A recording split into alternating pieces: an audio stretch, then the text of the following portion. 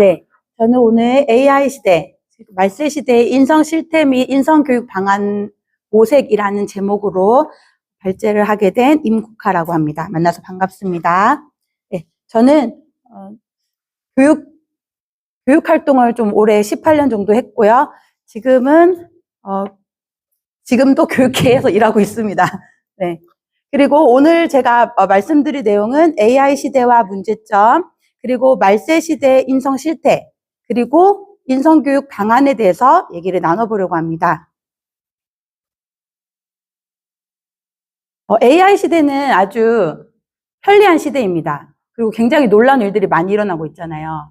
그러니까 저희가 어떤 말까지 있냐면은 요즘에는 하버드 교수보다 더 똑똑한 비서를 데리고 사는 것과 같다. 이런 말이 있을 정도로 AI의 발전은 정말 놀랍습니다. 네. 그런데 그 AI의 놀라운 점과 편리한 점을 오늘 그 부분을 말씀드리려고 하는 게 아니라 저는 AI 시대의 문제점 위주로 말씀을 드리고, 그리고 계속 어쨌든 인성 실태 이런 부분을 말씀드리도록 하겠습니다. 일단 다 아시겠지만 AI는 Artificial Intelligence의 약자잖아요. 인공지능. 그래서 AI의 목표는 인간의 지능을 이해하고 모방하여서 복잡한 문제를 자동으로 해결하고 인간의 삶을 더욱 효율적이고 편리하게 만드는 것에 있습니다. 그리고 AI의 시대를 구분을 해보면 대략 이렇게 나오는데요. 지금 현재 저희는 AI가 생성, 추론, 대화 능력을 가지고 있어서 저희가 챗 GPT나 제미나이와 같은 그런 프로그램으로 저희가 대화를 할 수 있고, 그리고 많은 정보와 그런 지식들을 얻을 수 있습니다. 그리고 이제 미래 사회는 인간 수준 지능의 그런 AI가 더 이제 우리가 지금 생각할 수 없는 더 놀라운 어떤 변화나 혁신들이 일어날 거라고 생각을 하고 있습니다. 예를 들어서 제가 어제 같은 경우에 그 아이들이 읽는 만화책을 봤어요.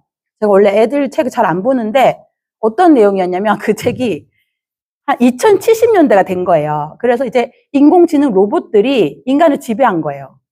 그래서 그 로봇들이 뭐를 하냐면은 인간의 감정을 통제하기 위해서 문학을 다 없애는 그런 내용이었어요. 그래서 어떤 그 작가가 그런 문학의 가치를 지켜내려고 그 AI 로봇들을 피해서 막 고군분투를 하는 그런 내용이 담긴 만화책을 어제 읽었습니다. 그래서 사실은 그런 AI가 인간을 통제할 수 있다 이런 얘기들이 나오는데 그것들은 어떤 단지 그냥 상상이 아니라 실제로 일어날 수 있는 일이라고 생각합니다. 왜냐면은 보통 이제 그런 시대를 이제 주도하는 사람들은 보통 미리 좀 얘기를 하더라고요. 얘기를 하고, 그죠? 코로나 이전에 코로나 올 걸 다 미리 예언을 합니다. 그리고 다 일이 일어나는 거라 가지고 저는 충분히 그 2070년 이럴 때 되면은 그런 일들이 가능할 거라고 생각을 합니다. AI 시대의 변화의 5대 키워드 이렇게 잠깐 보시고 지나가시겠습니다. 자동화, 개인화, 지능화, 융합, 책임성 이런 부분들이 있고 AI 시대의 7대 핵심 문제를 보시겠습니다.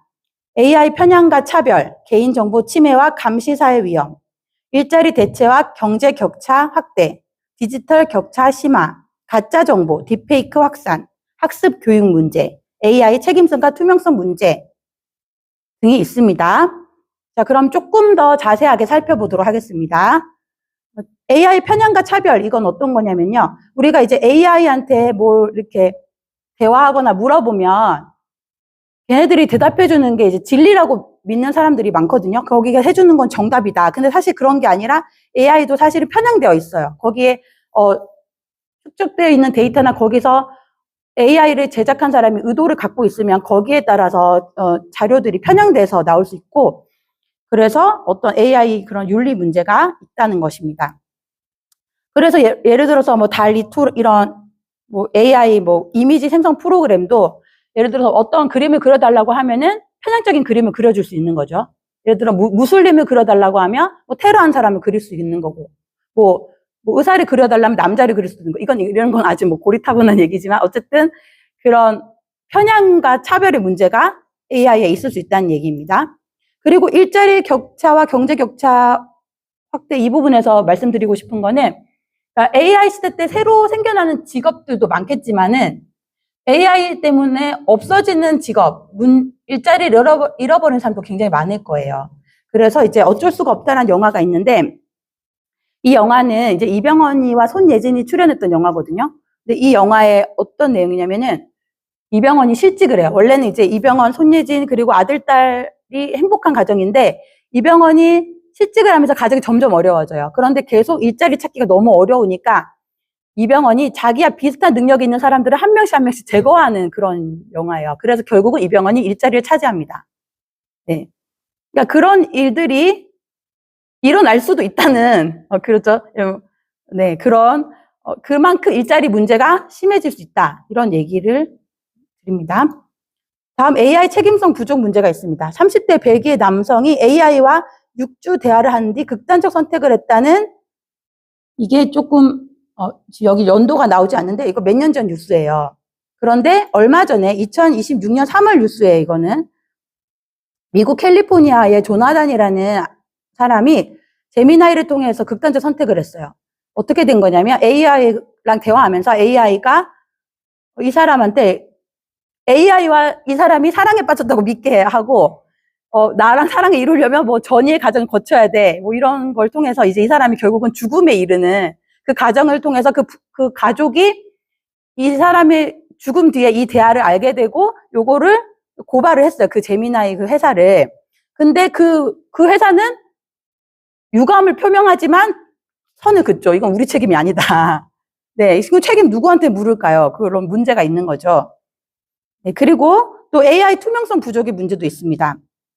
그러니까 AI 면접을 요즘에 많이 도입하고 있는데 그 측정 방법과 알고리즘에 대해서 아무런 기술적 검토도 외부 자문도 없었다는 사실이 드러나기도 했다고 합니다.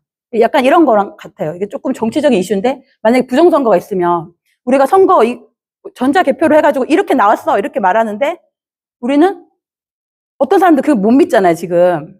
네, 이상해 뭐 믿을 수 없어. 그런데 그 사람들은 아니야 이렇게 나온 게 맞아 이렇게 말하는 건 비슷한 거예요. AI로 했으니까 이게 맞는 거야 라고 하지만 사실 투명하지 않다는 문제가 있다는 겁니다. 그리고 딥페이크 문제가 있습니다. AI로 하는 딥페이크 범죄가 급증하고 있습니다. 놀이로 여긴 10대 피의자가 최다라고 기사에도 있습니다. 그리고 아까 말씀드린 것처럼 AI가 인간을 통제할 수 있다는 것입니다. 지금 영국의 휴머노이드 로봇이 한 말인데요. AI와 로봇 기술에서 최악의 악몽은 로봇이 너무 강력해져서 인간들도 모르게 인간을 통제하고 조정하는 상황입니다. 라고 말하고 있습니다. 네. 왜냐하면 이제 AI 로봇은 명령을 받으면 그 명령을 무조건 수행하거든요. 왜냐하면 감정력 배제되니까요. 그러니까 인간은 위에서 명령을 받아도 그걸 할 수도 있고 안 할 수도 있잖아요. 내가 이 사람 죽이라고 했어도 불쌍해서 못 죽일 수도 있지만 AI는 그런 게 없단 말이죠. 그죠? 그런 문제가 있을 수 있다는 얘기입니다.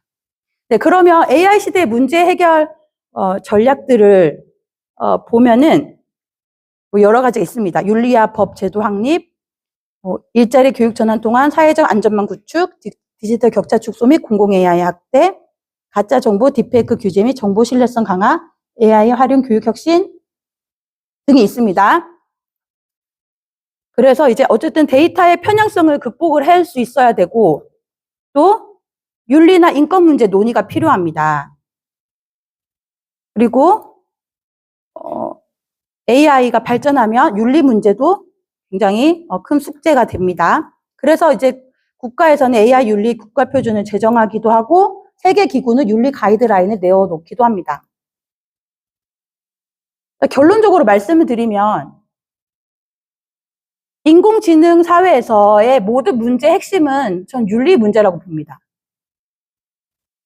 그러니까 그것을 사용하는 사람이나 그것을 개발하는 사람이나 윤리적 판단을 어떻게 할 것이냐가 가장 큰 문제로 대두되고 있습니다.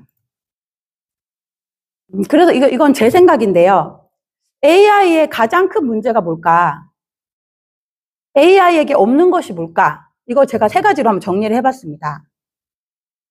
혹시 좀 알 것 같으신 분? 뭐 틀려도 괜찮습니다. 네. 감정 맞습니다. 또, 네, 판단력. 맞습니다. 네. 저도 이제 아까 전에 우리 손여주 선교사님이 강의할 때도 큰 형이 되었을 때 내가 이 애를 살릴 거냐, 안 살릴 거냐. AI한테 물어보면 뭐라고 대답할까요? 살려야 되겠니, 안 살려야 되겠니? 말하면은, 기술적으로 어떻고, 과학적으로 어떻고, 살 확률이 어떻고 말을 엄청 많이 하겠죠. 그런데 결국은 살리라는 거예요, 말라는 거예요. 그거는 AI가 해줄 수 없는 답이잖아요. 그죠? 그리고 결국은 나한테 유리한 걸 선택하겠죠. 그죠? 그러니까 그거는 결국은 사랑이 아니면 선택할 수 없는 거잖아요. 살린다는 것을. 그런데 지금도 우리가 지금 2건이나 봤지만은 AI랑 상담하다가 죽는 사람들이 있거든요. 그러니까 그거는 뭐예요? AI는 살릴 수가 없는 거예요. 그러니까 AI는 생명이 없는 거예요. 생명이 없고 제가 생각했던 거는 그 다음에 진리가 없다. 그러니까 AI는 야 동성애가 맞는 거야? 라고 말하면 엄청 많은 대답을 내놔요. 이 차원에서는 어떻고 이건 어떻고 저건 어때? 그래서 결국은 동성애가 죄라는 말은 거기서 나올 수가 없는 말이잖아요. 그죠? 여기선 엄청 많은 레포트를 몇 장 써줄 수는 있겠지만 진리가 없다는 거죠. 그리고 사랑이 없다. 그러니까 한마디로 말해서 AI 시대의 모든 문제의 핵심은 전 윤리 문제라고 봅니다. 네. 그러면 이런 시대 때 그래서 저는 이제 AI 시대를 말세 시대라고 한번 얘기를 해봤어요. 조금. 그래서 지금 현재 인성 실태는 어떠냐 이 부분 한번 얘기해 보도록 하겠습니다. AI 시대를 말세 시대라고 제가 말한 거를 이유를 한번 조금 말씀드리면 올해가 2026년이잖아요. 이게 지금 예수님 태어난 걸 기준으로 했다는 건 다 아실 거예요. 그런데 유대력으로는 올해가 5786년입니다. 그러니까 이거는 유대력은 아담을 창조된 기준으로 합니다. 물론 이거를 5786년이 정확하냐? 그럼 유대인들 사이에도 논란이 있어요. 이게 아니라 따르다라고 말하는 사람도 있거든요. 근데 어쨌든 그 정도는 됐다는 거예요. 5786년쯤 됐어요. 그런데 창조를 보면은 하나님께서 창조하실 때 6일 동안 창조하고 하루를 쉬셨단 말이죠. 그러면 이제 하나님이 성경 말씀 이런 말씀이 있어요. 주께는 하루가 1000년 같고 1000년이 하루 같다. 그러면 지금 하나님한테는 우리가 이 6일 창조하고 1일 쉰 것처럼 6000년의 지구 역사 뒤에 1000년의 천년왕국이 있을 것이다. 네, 이렇게 얘기한 사람이 있거든요. 전 굉장히 설득력 있다고 생각을 해요. 그죠? 예, 그날과 그 시는 아무도 모르지만 굉장히 설득력 있는 말이에요. 그래서 6000년에 된 나팔절나 예수님이 오신다. 이렇게 주장하는 사람들이 있어요. 네. 그러면 6000년까지는 114년이 남았거든요. 네. 자, 노아 홍수 전에 이것도 성경이 정확하게 나오는 건 아닌데 보통 사람들이 노아가 배를 120년 동안 만들었다고 말하잖아요. 그죠? 그럼 우리가 지금 114년이 남았단 말이에요. 그럼 우리가 뭔가를 만들고 있어야 되는, 뭔가를 준비하고 있어야 되는 그 시기에 들어간 거죠, 우리가 지금. 저는 어쩌면 일기대학도 그 중에 하나가 아닐까. 윤석희 선생님이 하시는 것도 사실 좀 이해가 안 되는 행동이잖아요. 여기서 이윤이 남는 것도 아니고. 그리고 괜히 노년에 편하게 사실 수 있는 아쉬울 거 없으신 분이 왜 굳이 이렇게 힘든 것을 사서 고생을 하시나 생각할 수 있잖아요. 근데 또 나름 하나님 앞에서는 뭔가를 준비하고 계시는 걸 수 있거든요. 그렇죠? 그래서 이제 우리가 한번 어떤 얘기를 하고 싶냐면은 이제 말세 시대를 예언한 사람이 있어요. 사도 바울인데 예수님의 13번째 사도라고 해야 될까요? 12사도에 들어가진 않지만 나중에 예수님이 사도를 해주신 사도 바울. 사도 바울이 디모데 전서 후서를 썼습니다. 그중 디모데 후서 말씀에 보면은 그러니까 한 2000년, 지금으로부터 한 2000년 전에 썼다고 볼 수 있잖아요. 디모데후서 3장 1절에서 5절 말씀을 잠깐 읽어드리도록 하겠습니다.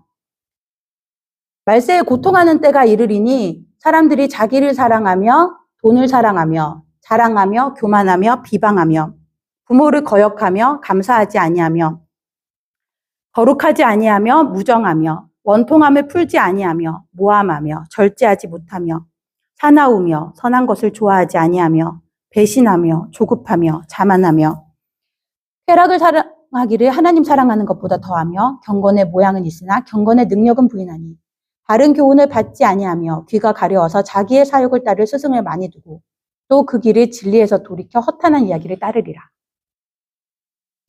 자, 사도 바울이 말세 시대에 고통하는 때 이 묘사한 이 구절이 지금 현대 인성 실태랑 봤을 때 좀 맞는 것 같을까요? 아니면 전혀 아닌 것 같을까요? 맞는 것 같죠? 모두 동의하실 거예요. 그건 너무 쉽게 뉴스만 들어가면 바로 알 수 있어요. 그죠? 그냥 최근에 일어난 사건 몇 개만 뽑아봐도 바로 알 수 있습니다. 조금만 더 구체적으로 보도록 하겠습니다. 첫 번째, 자기를 사랑하며. BTS가 Love Yourself라는 강의를 UN에서 했습니다. 몇 년 전에 했는데, 자, 성경에는 Love Yourself란 말은 없습니다. 언뜻 들으면 좋은 말 같죠? 자기 자신 사랑해라. 자기 자신 소중히 여겨라. 나는 나의 주인이야. 다 너무 그럴듯한 말이잖아요? 근데 사실은 다 여기다 속임과 미혹이 있습니다. 왜냐하면 사람은 태어나면서부터 약간 본성이 있어가지고 자기는 사랑하지 말라고 해도 다 사랑합니다. 그래서 성경에서도 love your neighbor, 그러니까 이웃을 사랑하는 말은 있지만은 자기를 사랑하는 말은 없거든요. 그런데 이 love yourself라고 말했던 BTS가 며칠 전에 광화문에서 공연을 했습니다. 광화문에서 공연하는 그 전날 대전에서 어떤 일이 있었나요? 대전에서 화재로 인해서 어마어마한 사람들이 죽고 희생당했습니다. 그리고 나서 BTS가 공연장에서 무슨 노래를 불렀냐? Fire라는 노래를 불렀습니다. 노래를 부르는 동안에 34번인가 Fire라는 단어를 외쳤다고 하는데요. 가사 한번 읽어드릴까요? 싹 다 불태워라. 겁 많은 자여 여기로, 괴로운 자여 여기로. Fire를 계속 외칩니다. 중간중간에. 뭔가 지옥을 연상케 하지 않으십니까? 네, 이 노래를 부르고 여러 신문에서 논란이 있었습니다. 그 노래를 한 게 옳았냐? 네, 생각해봐야 될 문제인 것 같습니다. 네, 다음에 나 혼자 산다라는 요즘 TV 프로그램 있잖아요. 저는 혼자 사는 게 잘못됐다는 건 절대 아닙니다. 그게 아니라 요즘 사람들은 우리가 그 코로나 시대 때부터 계속 혼밥 혼술하면서 사람들이 서로 사람들과 어울리려고 하지 않습니다. 왜냐하면 사람과 사람이 만나면 귀찮은 일이 많이 발생하고 갈등 많이 발생하죠. 그런 것들을 참으면서 감내하면서까지 그 사람들과 살 필요가 없는 겁니다. 나 혼자 집에서 유튜브 보고 나 혼자 내가 먹고 싶은 거 먹고 그러고 싶은 거죠. 지금 하나님은 독처하는 게 좋지 못하다고 하셨지만 사람들은 요즘에는 나 혼자만의 삶을 살려고 합니다. 또한 조급하며 쾌락을 사랑하고 있습니다. 지금 기사에 보니까 쇼트폰보다 또 밤새웠네. 요즘 청소년들은 유튜브도 잘 못 봅니다. 쇼츠는 1분짜리잖아요. 1분짜리 그런 게 익숙해져가지고 그런 것만 보다가도 밤을 새울 수 있는 거예요. 그럼 아이들의 그 정서가 어떨까요? 조급해지겠죠. 뭔가 기다리고 참을성 있게 어떤 이런 얘기를 들을 수가 없습니다. 또한 허탄한 이야기를 따르리라라고 했습니다. 자기 귀가 가려워서 자기가 듣고 싶은 얘기만 듣고 요즘에는 방송도 어때요? 정해진 방송을 보는 게 아니라 정말 무수히 많은 방송이 있죠. 내가 듣고 싶은 방송 다 골라서 봅니다. 내가 듣고 싶은 얘기 듣습니다. 그리고 아까 제가 말씀드렸던 것처럼 재미나이하고 얘기할 때 이제 허탄한 이야기, 나랑 사랑에 빠졌어. 너는 전이의 가정 거쳐야 돼. 이런 허탄한 이야기를 듣고 죽을 수도 있는 거예요. 네. 그리고 아동 인신매매 이런 걸 다룬 영화가 사운드 오브 프리덤이라는 영화가 있는데요. 이건 실제로 미국 의회 공무원이 폭로를 했습니다. 이 여자가 주장한 게 뭐냐면은 외국인 어린아이들이 성노예로 팔리고 있는데 이것을 바이든 정부에서 정부 차원에서 했다는 것입니다. 외국인 난민들을 이렇게 구출해서 이렇게 미국으로 데리고 와서 넘겨주는 그건데 그걸 정부 차원에서 했는데 이 공무원은 당연히 난민들을 도와주는 거라 생각했대요. 그런데 이런 난민들을 데려와서 어떻게 그 검증도 안 된 사람들한테 넘겨주는 그런 역할을 했다는 거예요. 그러면서 이 사람이 그런 성노예로 끌려가는 어린이들에 대해서 폭로를 했거든요. 이런 부분이나 또 앱스타인 파일 요번에 그 미국에서 이렇게 사건이 있었잖아요.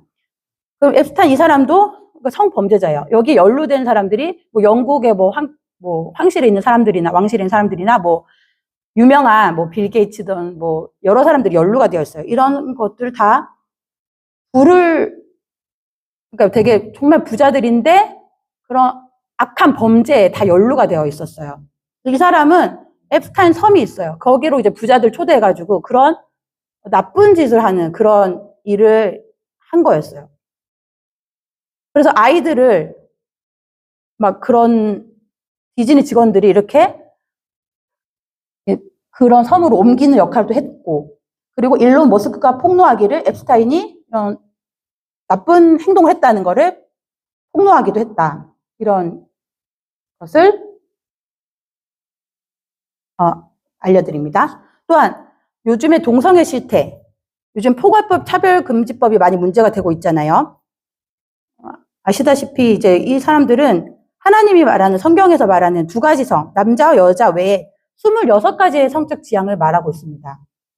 네, 굉장히 혼탁하고 혼란스러운 시대입니다. 다음 마약 실태입니다. 그리고 뭐 네트워크가 안 된다 해서 사실 그 미국에도 이렇게 좀비 도시가 있거든요. 그 마약으로 사람들이 다 좀비처럼 막 다니는 그런 데가 있어요. 그런데 한국도 그렇게 될 수 있습니다. 우리 옛날에 우리 어렸을 때만 해도 마약 얘기가 없었잖아요. 근데 지금은 마약 그런 것들이 굉장히 지금 급증하고 있는데 온라인으로도 청소년들도 쉽게 마약에 접촉을 할 수 있습니다. 이렇게 인터넷 통해서 또 AI를 통해서 그 말세지 말의 이런 인성 실태가 굉장히 빠르게 악화되어 가고 있다는 것입니다. 네. 그렇다면 우리 인성교육 어떻게 할지 이제 생각을 해봐야 되겠습니다. 그렇죠? 네, 지금까지 들었던 이야기들은 굉장히 좀 마음 불편하고 좀 많이 그런 힘든 이야기들이었어요. 그럼 우리는 인성교육 어떻게 할 것인지 한번 같이 얘기해 보도록 하겠습니다. 일단 인성교육의 개념이라는 것은 이제 교육기본법에도 나와 있지만 교육은 모든 국민이 인격을 도야하고 민주시민으로 필요한 자질을 갖추게 하며 인간다운 삶을 영위하고 민주국가의 발전과 인류 공영의 이상을 실현하는 데 이바지하게 함을 목적으로 합니다. 그리고 인성교육진흥법도 있어서 뭔가 핵심 가치, 인성교육의 목표로 예, 효, 정직, 책임, 존중, 배려, 소통, 협동 이런 것들을 가르쳐야 한다라고 인성교육진흥법에도 나와 있습니다. 그리고 제가 또 지난번에도 이런 강의했을 때 이지성의 에이트라는 것을 좀 같이 얘기를 드렸었어요. 그래서 인공지능에게 대체되지 않으려면 어떻게 해야 되냐 라는 얘기를 드렸었잖아요. 이거 저번에 봤던 거라서 좀 빠르게 제목만 보면 넘어가면 디지털을 차단하라. 그리고 공감하는 능력을 길러줄 수 있도록 해야 된다라든지 아니면 나만의 평생 유치원을 설립하라. 이거는 어린아이 때처럼 그런 공감 능력과 창조적 상상력을 키워줘야 된다. 이런 얘기도 했고 그리고 역시 계속 이 책에서 강조하는 것들은 공감 능력을 길러줘라. 계속 공감을 강조하고 있습니다. 그리고 한 가지 더는 철학하는 능력을 길러줘야 된다. 윤리 문제를 해결하려면 계속 철학, 문학, 도덕 이런 것들을 계속 강화해야 된다. 공감 능력을 길러줘라. 이런 얘기를 계속 해주고 있습니다. 또 봉사, 공동체 이런 부분 얘기하고 있습니다. 자, 그리고 대전시 인성교육을 살펴보겠습니다. 대전시 인성교육은 비전이 미래 사회를 주도할 바른 인성을 갖춘 인재를 육성하는 것입니다. 그리고 목표는 사람다움으로 성장하는 대전 인성교육입니다. 네, 너무 좋은 말이죠.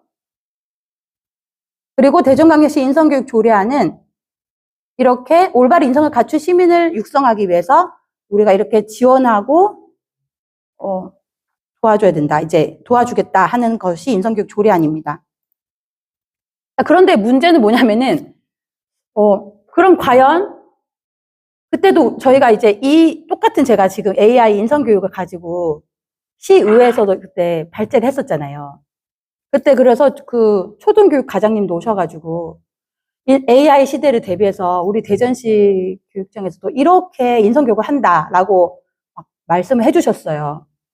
그런데 제 생각을 해보니까 과연 학교에서 그런 인성교육을 할 수 있겠느냐? 학교에 그 인성교육을 맡길 수 있겠느냐? 라고 생각을 하면 어떨 것 같으세요? 저는 학교에 인성교육을 맡길 수 없다고 생각합니다. 물론 학교 선생님들이 인성교육 굉장히 열심히 하십니다. 다 너무 가치 있는 일이고 너무 좋은 일들이 맞습니다. 그런데 그걸로 절대 충분하지 않습니다. 왜냐하면 이미 학교 교육도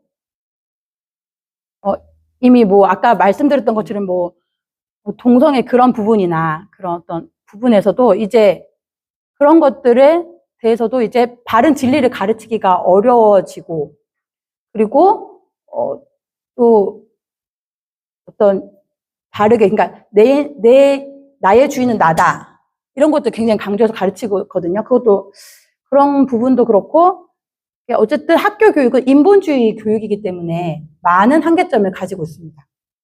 말세 시대의 인성교육은 어떻게 해야 되겠는가라는 부분을 말씀드리겠습니다. 이 부분은 제가 좀 생각해서 좀 쓴 부분입니다. AI 말세 시대 인재상을 제가 좀 써봤는데요. 첫 번째는, 물론 이제 다른 책을 조금 참고를 했을 수도 있겠지만, 한번 들어보세요.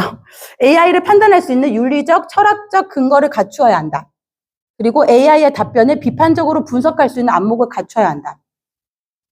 AI가 가져오는 인류사의 문화의 부정적 영향력들을 알아차리는 통찰력을 갖추어야 한다. 악하고 음란한 이 세대에서 다니엘과 같이 구별된 영성, 거룩함을 갖추어야 한다. 노아와 같이 하나님과 동행하며 의롭고 하나님의 뜻에 순종하여 방주를 만들 수 있는 신앙을 갖추어야 한다. 다윗과 같이 믿음을 가지고 싸울 수 있는 신앙의 저항 정신을 갖추어야 한다. 이렇게 한번 써보았습니다.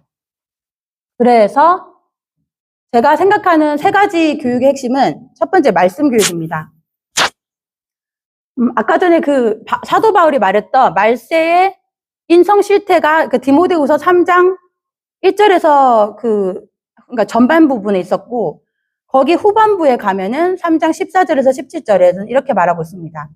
그러나 너는 배우고 확신한 일에 거하라. 너는 내가 누구에게서 배운 것을 알며 또 어려서부터 성경을 알았나니 성경은 능히 너로 하여금 그리스도 예수 안에 있는 믿음으로 말미암아 구원에 이르는 지혜가 있게 하느니라. 모든 성경은 하나님의 감동으로 된 것으로 교훈과 책망과 바르게 함과 의로 교육하기에 유익하니 이는 하나님의 사람으로 온전하게 하며 모든 선한 일을 행할 능력을 갖추게 하려 함이라. 그래서 저희 어떤 말씀 교육을 해야지 되냐? 첫 번째는 배우고 확신하게 해야 합니다. 그래서 제가 이렇게 써놨잖아요. 단순, 반복, 지속, 강행. 그리고 어려서부터 알아야 합니다. 다음, 구원에 이르는 지혜를 받아야 합니다. 다음, 하나님의 사람으로 온전하게 되어 모든 선한 일을 행할 능력을 갖춰야 합니다. 결국은 AI를 이기고 싶으면 AI 박사가 되는 것보다 성경 박사가 되라.